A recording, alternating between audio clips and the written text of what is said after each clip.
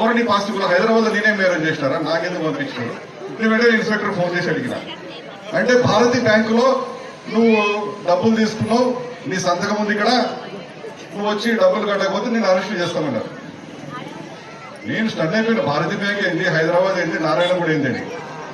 అక్కడ మా లాయర్ను పంపించి చూస్తే నా పేరు మీద సంతకం చేసి బ్యాంకులో డబ్బులు తీసుకొని సంజీవ్ కుమార్ ఫోటో కూడా కనిపించినారు అక్కడ.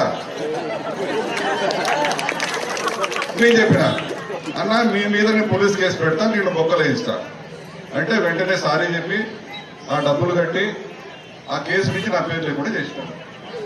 అంటే నేను వాళ్ళ వెంట తిరిగి వాళ్ళకు ఓట్లు ఇచ్చినందుకు నాకు బహుమానం ఏంది, జైల్లో కూర్చోబెడతాడు. నేను ఎందుకు తిరిగినా?